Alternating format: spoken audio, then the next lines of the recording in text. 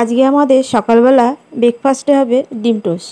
তো ডিম টোস্ট খেতে কে কে ভালোবাসে বলো। কিন্তু পিস পিস পাউরুটিগুলো যেটা হয় না, তার থেকে মনে হয় এই যে বেকারি যে পাউরুটিগুলো হয় এইগুলো দিয়ে ডিম টোস্ট খেতে খুব ভালো লাগে। তো ডিম টোস্ট বানিয়ে নিচ্ছি পেঁয়াজ ছাড়া। আজকে জানো তো ঘরে পেঁয়াজ নেই, তো কী হয়েছে, লঙ্কা দিয়ে তো ভালোই লাগে। তো ডিম টোস্ট করছি, আর এখানে আমি 7 থেকে 8খানা মতো ডিম টোস্ট বানাচ্ছি। আর আমি এই মল থেকে যে ফ্রাই প্যানটা কিনেছি খুব খুব ভালো, জানো তো। খুব মানে 200 টাকা দিয়ে কিনে, 200 টাকা না, 100 কত টাকা দিয়ে, 99 না কত টাকা দিয়ে কিনেছি। খুব কাজের, জানো না।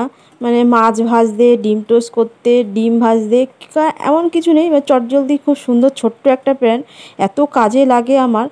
আর খুব উপকার হয়েছে এই প্যানটা কিনে। তোমরা নিশ্চয়ই দেখেছো, আমি স্মার্ট বাজারে গিয়ে কিনে নিয়ে এসেছিলাম তন্ময়ের জন্য। তন্ময় যেহেতু রাত্রেবেলা এসে না ডিম পোচ, ডিম ভাজাটা খায় খুব, ওই জন্য ওর জন্যই কিনেছিলাম। কিন্তু সব কিছু কাজে লেগে যায়, ডিম মাছও খুব সুন্দর ভাজা হয়।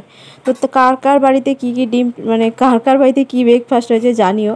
আমার বাড়িতে হচ্ছে ডিম টোস্ট। আমার ভাগনা এই পাউরুটিগুলো যে কী ভালোবাসে, মানে সকালবেলা ঘুম থেকে উঠে বলবে এই পাউরুটি আনতে দৌড়াবে। তো নিয়ে এসছে, তাই ডিম টোস্ট বানিয়ে দিচ্ছি। আর হবে চা।